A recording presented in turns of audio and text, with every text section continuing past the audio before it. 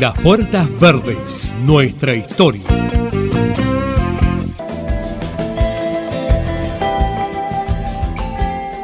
El pequeño fue bautizado un 6 de diciembre de 1839, en la capilla de Dolores, el Valle de Punilla, lo que no significa exactamente que haya sido la fecha del nacimiento, ni tampoco incluso el lugar, porque la verdad que las sierras cordobesas en aquel momento no eran el sitio apropiado para bautizar de inmediato a un recién nacido, salvo que hubiese nacido al lado de la capilla.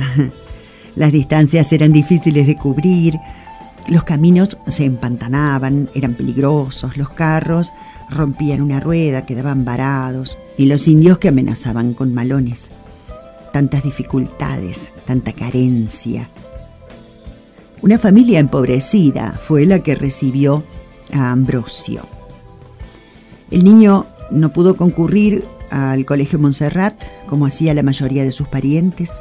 Casi ninguna educación formal le tocó en suerte, pero Ambrosio era inteligente, astuto, dispuesto, trabajador. A pesar de no frecuentar casi la escuela, aprendió de la vida, del día a día, de las vivencias de los paisanos. Aprendió a sobrevivir en un medio hostil, áspero, cruzado por tensiones ideológicas y políticas que no entendía, pero que logró comprender, incluso aprovechar más adelante. Pero por ahora, a los 20 años, Ambrosio Olmos es un criollo pobre. Ambrosio Olmos, de él hablamos.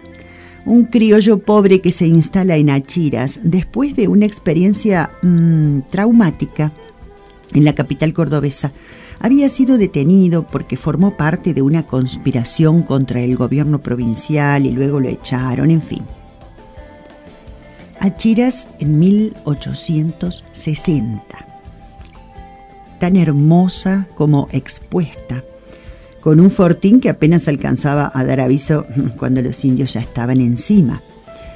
Allí, en las Achiras, Ambrosio Olmos puso una pequeña pulpería que fue agrandándose, creciendo, hasta cuajar en una barraca de frutos del país, que ya era otra cosa. Según Eduardo Marcelo Tyrrell, en su blog, la compra y venta de frutos del país convirtió a mendigos en millonarios. Ambrosio fue uno de ellos, claro, quizá el ejemplo más perfecto de esta aseveración, de mendigo a millonario. Se traslada a Río Cuarto alrededor de 1867, habían pasado ya 6-7 años, y abre aquí una casa de ramos generales. Y sí, puede haber sido muy parecida a las Puertas Verdes, por supuesto. Muy pronto es reconocido con un cargo público. El Río Cuarto de esos años. Hablamos todavía de la frontera sur, del conflicto con el indio, cruelmente se manifestaba. En 1867 los malones sucedieron varias veces con robo de hacienda de cautivos. Para colmo de males, los soldados estaban destruidos por una epidemia de cólera que dejó una cantidad de muertos. Para darnos una idea, en un solo día, un 31 de diciembre, feo día para morir, 31 de diciembre de 1868, fallecieron 15 personas, lo que en una población más o menos de 4.000 almas era muchísimo. En 2 meses que duró la epidemia, en esa época hubo 350 víctimas.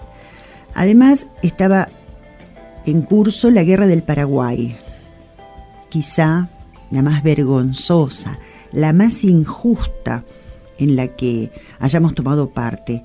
Muchos combatientes, muchos soldados o milicianos que tendrían que haber estado defendiendo la frontera eran enviados para allá, y muchos desertaban en el camino, se convertían en prófugos, en desertores, porque la del Paraguay fue una guerra de Buenos Aires. En el interior no era popular, absolutamente no. Entonces Río Cuarto todavía era frontera. Sí, se sumaban los conflictos internos. Verdaderamente había casi una revolución, un motín cada muy poco tiempo. Sin embargo, ya se preveían dos cosas. Una, que la causa de los indios estaba perdida. Las cartas estaban completamente echadas. Y la otra, que estas tierras tenían un enorme porvenir a partir de su explotación que estaba comenzando. De modo que el joven Ambrosio Olmos llegó en el momento justo.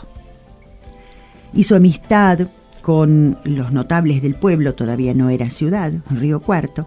Fundamentalmente se hizo amigo de Julio Argentino Roca, que ya estaba craneando, por usar un verbo raro, estaba craneando la campaña al desierto. Y la amistad con el zorro Roca le dio la posibilidad a Ambrosio Olmos de ser proveedor del ejército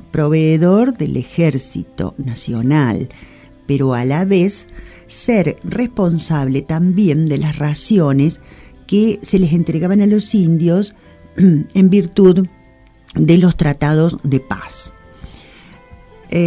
O sea, tenía un público cautivo. Se desempeña muy bien Olmos, era realmente muy inteligente, muy activo, y su fortuna aumenta enormemente cuando Roca vuelve de su campaña. El momento en que las rutas se abren hacia el sur, hasta entonces misterioso, ingobernable. Y entonces las tierras de la Patagonia son repartidas, vendidas a precio vil, regaladas, en fin. Solo había que estar cerca y tener acceso a información correcta para ganar fortunas en poco tiempo. Como frutilla, llegaría el ferrocarril en poquitos años más, de modo que Olmos y quienes se dedicaban a esto tenían transporte y distribución de sus productos a todo el país, lo que era más o menos como sacarse la lotería en nuestros tiempos. Bueno, 1873. Llega ferrocarril, Ambrosio Olmos ya era un gran terrateniente. Compra una estancia, Paso el Durazno, 7.000 hectáreas, que después va a aumentar porque compra la del lado, la de San Bernardo, y esto forma la famosa estancia El Durazno, los salesianos actualmente, por supuesto. Hacía solo 4 años, entre 4 y 5 años, hacía un poco más, hacía entre 6 y 7 años, claro, no me dan los números, que de todas maneras poco tiempo, que había llegado Ambrosio Olmos desde Achiras a Río Cuarto y ya era realmente uno de los hombres más ricos del país. Siempre se rescata, y es para rescatar, el hecho de que fue un adelantado en temas de producción agrícola ganadera. Él introdujo, por dar solamente un ejemplo, introduce en el país la mestización bovina, con ejemplares que había traído de Inglaterra. De la vida privada de Ambrosio Olmos de esos años se sabe poco y nada. Estaba aún soltero. Sí se sabe que continuó haciendo dinero a paso firme. Ya en 1880 es uno de los 10 hombres más ricos de la Argentina. En Río Cuarto desempeña cargos públicos en varias oportunidades, en muchas. Todo bien, hasta que pasan cosas. Apareció la oportunidad de ser gobernador de la provincia. Dicen que él quiso negarse, pero sus compromisos con el Partido Autonomista Nacional y principalmente con Julio Argentino Roca no se lo permitieron. Bueno, pero esa es otra historia, porque el tiempo de las Puertas Verdes de hoy se terminó. Podemos continuarla si ustedes acompañan el próximo Las Puertas Verdes. Por ahora, tantas gracias, como siempre.